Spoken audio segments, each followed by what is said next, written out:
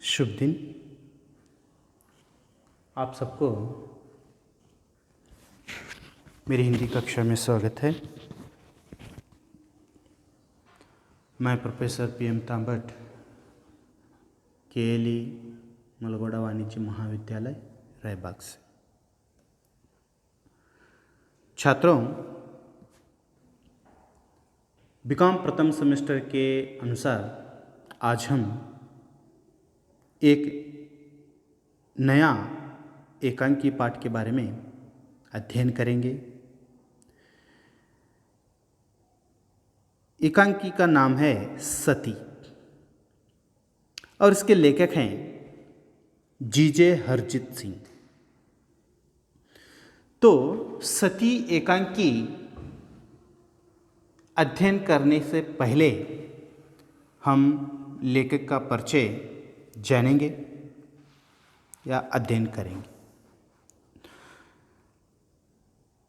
अनेक पुरस्कारों से सम्मानित श्रेष्ठ हिंदी लेखक जीजे हरजीत जी का जन्म 26 जुलाई 1938 ईस्वी को कर्नाटक राज्य के चित्रदुर्ग में हुआ है। मैसूर एवं बनारस विश्वविद्यालय से उच्च शिक्षा प्राप्त करने के बाद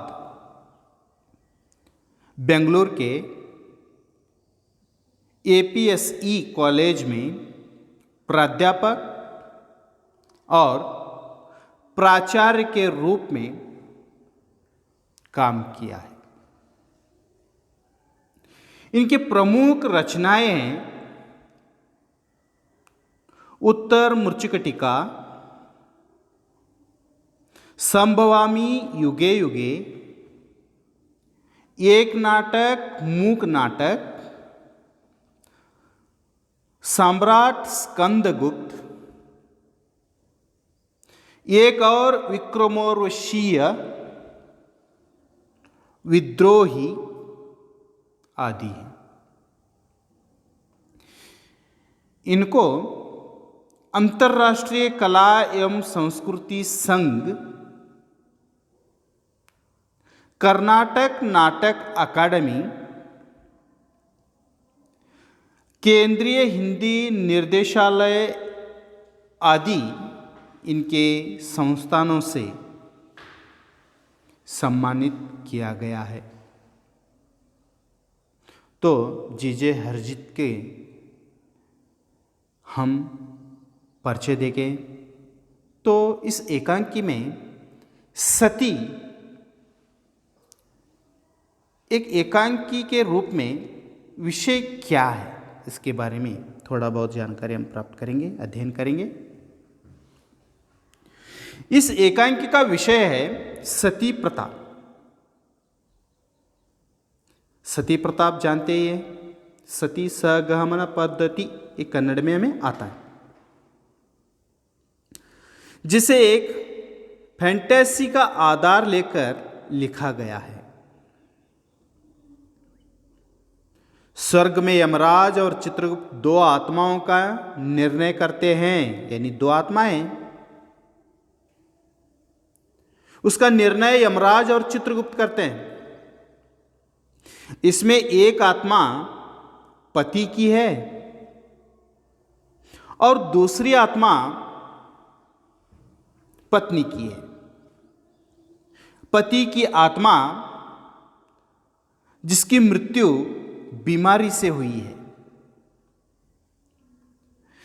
और पत्नी की आत्मा उस बीमारी पति मर जाने के बाद लोगों को प्रेरित से उसकी पत्नी सती प्रथा हुई है। यमराज के विचार से यह आत्महत्या है और इसका दंड मिलेगा। लेकिन जब वह बताती है कि जलने पर उसने बचाओ बचाओ कहकर गुहार लगाई थी, आवाज लगाई थी, लोगों को, लेकिन लोगों ने उससे अनसुना कर दिया था। तो यमराज ने इसे हत्या करार कर दिया और उसकी सजा बदल दी। एकांकी का संदेह यह है कि सती प्रथा समाज द्वारा ही की गई हत्या ही होती है। यानी इस एकांकी का एक प्रमुख विषय संदेश देता है। क्या देता है?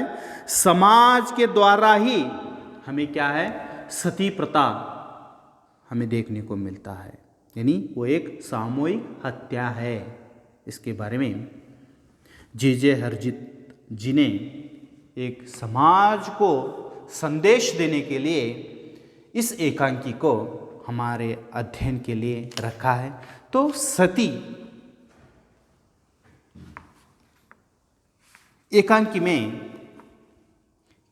और भी क्या है, यमराज और चित्रगुप्त क्या कहते हैं, और रोग पीड़ित से मरे वाले उसका पति क्या कहता है, इसके बारे में खुलकर अध्ययन करेंगे।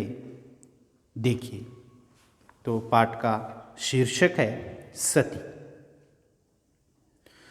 यमलोक की सभा बाई ओर महाद्वार जो अब बंद है। यमलोक की एक सभा है, एक सभा भवन,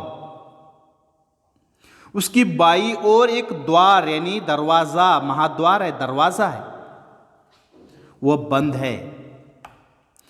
उसकी दाईं ओर यानी जो यमलोक की सभा है उसकी बाईं ओर महाद्वार है, बंद है, और दाईं ओर लेफ्ट साइड एक छोटा सा द्वार है, वहां भी दरवाजा है, वो खुला है।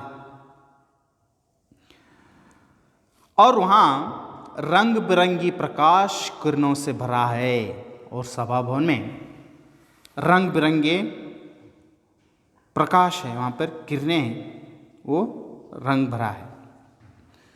कुत्तों के भौंकने की आवाज, यमराज और चित्रगुप्त अपने अपने आसनों पर आसीन हैं। कुत्ते भी हैं। जब आत्मा आती है कुत्ते भौंकने शुरू करते हैं। तो चित्रगुप्त और यमराज अपने अपने आसन यानी अपने अपने कुर्सियों पर, अपने अपने सिंहासन पर बैठे। तो यहां पर यमराज पूछते हैं चित्रगुप्त से, चित्रगुप्त ये सार में क्यों भौंक रहे हैं? सार में मतलब कुत्ते। चित्रगुप्त को यमराज पूछते हैं, ये कुत्ते क्यों भौंक रहे हैं? क्या कोई आत्मा आई है? तो चित्रगुप्त बताता है, धर्मराज, आजकल बहुत सी आत्माएं आ रही है भारतवर्ष से। यानी चित्रगुप्त यमराज से बताता है, भारतवर्ष से आजकल बहुत सी आत्माएं आ रही है। तो यमराज कहता है, वहां कोई दुर्घटना हुई है क्या? यानी वहां पर कोई दुर्घटना, कोई एक्सीडेंट, कोई बम वगैरह डाला है भारतवर्ष में? इतने सारे आत्माएं वहां से आ रही हैं। तो चित्रगुप्त कहते हैं, विशेष दुर्घटना तो नहीं है, ही विशेष दुर्घटना तो नहीं हुई है महाराज। चित्रगुप्त बता देता है, इसका मतलब यानी अर्थात क्या है, यमराज पूछते हैं। तो चित्रगुप्त कहता है, महाराज आजकल दुर्घटना का अर्थ ही बदल गया है। मृत्युलोक में वहां हत्या को दुर्घटना कहकर छुपा लेते हैं और दुर्घटना को हत्या करार कर हंगामा मचा देते हैं। कहीं तो मित्रों का अचानक मिलना भी दुर्घटना सा होता है। यानी चित्रगुप्त एक विवरण यमराज को देते हैं, धर्मराज को देते हैं, महाराज आजकल दुर्घटना का अर्थ ही बदल गया है इस भारतवर्ष में। आजकल मृत्युलोक में हत्या को दुर्घटना और दुर्घटना को हत्या कहकर हंगामा मचाते हैं। अचानक मित्र जो मिलने जाते हैं वहीं पर भी दुर्घटना का करार देते हैं।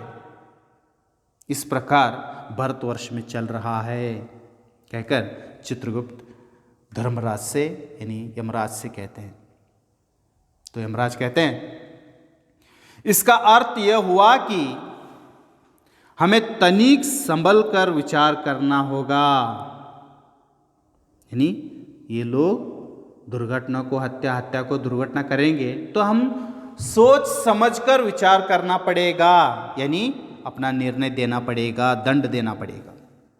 तो चित्रगुप्त कहता है ऐसा ही लगता है धर्म देवता, मुझे भी ऐसा ही लगता है धर्मराज, यानी यमदूत को कहता है, यमराज को कहता है। यमराज देखो तो लगता है कोई आत्मा आई है, शायद कुत्ते भौंक रहे हैं, तो देखो कोई आत्मा आई है।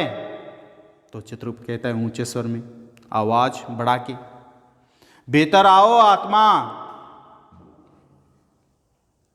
महाद्वार खुलता है, आत्मा एक का प्रवेश, महाद्वार बंद हो जाता है। यानी आत्मा जो आई थी वो एक का उसका यहाँ पर हम नाम दिए हैं, तो वो एक आत्मा अंदर आते ही महाद्वार बंद हो जाता है। तो यमराज चित्रगुप्त को सवाल करते हैं, चित्रगुप्त इस आत्मा से अस्थियां क्यों लिपटी हुई हैं? यानी जो आत्मा आई है उस आत्मा को उसकी अस्थियां लिपटी हुई हैं, चिपकी हुई हैं, ये क्यों लिपटी हुई हैं, चिपकी हुई हैं, पूछते हैं यमराज चित्रगुप्त से। तो चित्रगुप्त कहता है अभी विद्युत हो जाएगा, यानी निकल जाएंगे, जो अस्थियां उसे चिपके हैं वो अभी निकल जाएंगे महाराज, कहकर उस आत्मा एक से पूछते हैं तुम्हारा नाम क्या था? देखो कैसे प्रश्न करते हैं, तुम्हारा पृथ्वीलोक में नाम क्या था? तो आत्मा एक कहती है मेरा नाम श्रीपति था, यानी उस आत्मा का नाम क्या था? श्रीपति। लेकिन सब मुझे प्यार से पति कहते हैं, यानी सब मुझे प्यार से निकनेम रखा था, पति कहते हैं, यानी और भी से सोच आती है मैं मर चुका हूं तो कहते थे, ये बात वहां पर कर देता है। तो चित्रगुप्त फिर सवाल करते हैं आत्मा से तुम कैसे मरे? तो आत्मा एक कहती है बचपन से मुझे कोई रोग था, जवानी में मुझे मार दिया, यानी बचपन से मुझे कोई रोग था, मैं जवान हो गया तो उस रोग ने मुझे मार डाला। तो चित्रगुप्त कहता है आत्मा से क्या उस रोग की चिकित्सा नहीं कराई गई? यानी आपको तो रोग था, रोग के लिए कोई चिकित्सा हॉस्पिटल या दवा किया या नहीं किया? तो आत्मा एक कहता है मेरे माँ बाप ने कराई, लेकिन उस रोग के लिए कोई निदान नहीं था, वह तो जानलेवा बीमारी थी। यानी आत्मा एक कहती है मेरे माँ बाप ने बहुत ही हॉस्पिटल गए, दवा दारू किया, लेकिन वो कम नहीं हुई। जैसे आज हमारे समाज में कोविड-19 वायरस के जैसे उसका वैक्सीन नहीं मिला, वैसा ही एक रोग इसे भी श्रीपति यानी आत्मा एक को मिला है, इसीलिए वो मर गया था। चित्रगुप्त तुम अपने इस रोग के बारे में कब जानते थे? तो आत्मा ये कहता है जब से मैंने होश संभाला। यानी आत्मा चित्रगुप्त कहता है तुम इस रोग के बारे में कब से जानते थे? जब मैं होश संभाला, मुझे समझ आया, तब से मैं इस रोग के बारे में समझ चुका। तो चित्रगुप्त जब तुम अच्छी तरह से जानते थे कि तुम ऐसे रोग से पीड़ित हो तो तुमने विवाह क्यों किया? तो यहाँ पर चित्रगुप्त आत्मा एक से कहते हैं तुम्हें अच्छी तरह ज्ञान था, समझ था, तुम्हें ये रोग है, तुम मरने वाले हो, फिर तुमने शादी क्यों की, विवाह क्यों किया? उस आत्मा से पूछता है। तो आत्मा एक कहती है विवाह तो महाराज सबको करना ही है, यह धर्म युग है, युग धर्म है। देखो यहाँ पर आत्मा ये कहती है विवाह तो सबको करना ही है, यह हमारे पृथ्वीलोक में युग धर्म है, करना ही पड़ता है। तो चित्रगुप्त कहता है लेकिन युवावस्था में किसी को विधवा बनाना युग धर्म नहीं है। लेकिन तुमने तो शादी की, युवावस्था में मर गए, तुमने तो शादी की और युवावस्था में तुम्हारी पत्नी को विधवा बनाया, ये युग धर्म नहीं है। तो आत्मा ये कहती है हाँ महाराज, युग धर्म नहीं है। तो मुझे यहाँ क्यों लाया गया? ये युग धर्म नहीं है तो मुझे यहाँ क्यों लाया गया? मुझे क्यों मृत्यु आ गई? सवाल करता है आत्मा एक चित्रगुप्त से। तुम्हारी आयु इतनी ही थी। चित्रगुप्त उस आत्मा का सवाल का उत्तर देता है। तो आत्मा एक कहती है, फिर सवाल करती है तो क्या मेरी आयु काट कर आपने मेरे प्रति अन्याय नहीं किया है? यानी आपने मेरी आयु काट कर मुझे अन्याय नहीं किया, मुझे जीने क्यों नहीं दिया? तो चित्रगुप्त कहता है तुम्हारी आयु इसलिए कम हुई कि तुमने अपने पिछले जन्म में घूस ले लेकर अपने पाप का घड़ा भर लिया था। यानी तुम्हारी आयु इसलिए कट गई, पिछले जन्म में तुमने घूस लेना, कन्नड़ में कहते हैं लंच, घूस ले लेकर अपना पाप का घड़ा भर लिया था, इसलिए तुम्हारी आयु कट गई। तो आत्मा ये कहता है तो क्या अब मेरे शापग्रस्त शरीर का शव बन जाने के बाद आप मेरे पाप का घड़ा फूट गया,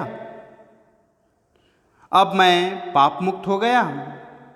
यानी मैंने तो पिछले जन्म में घूस ले लेकर मेरा पाप का घड़ा भर गया था, इसलिए मुझे आयु में ही मृत्यु आ गई।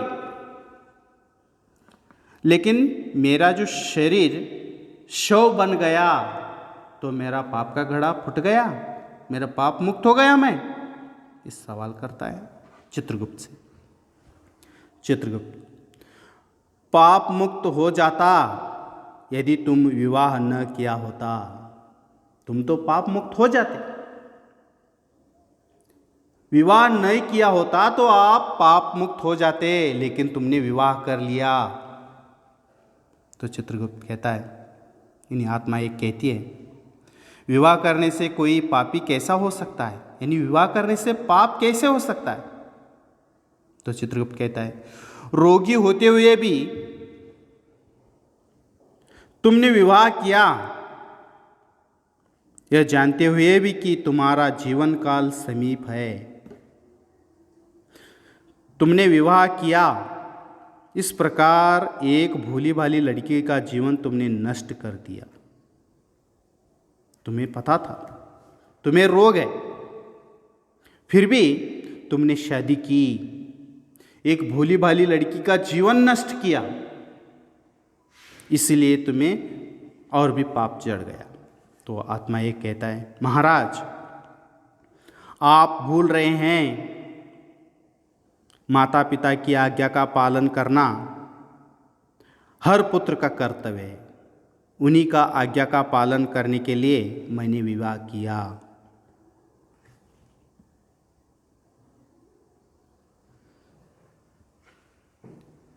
तो आत्मा एक कहती है आप भूल रहे हैं, माता पिता की आज्ञा का पालन करना हर पुत्र के लिए क्या है?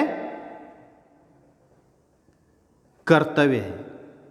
उसी का पालन मैंने किया, मैंने कोई पाप नहीं किया। कहते हुए आत्मा एक और चित्रगुप्त के बीच में वार्तालाप आगे चलेगी। तब तक के लिए अगले पीढ़ी के लिए धन्यवाद।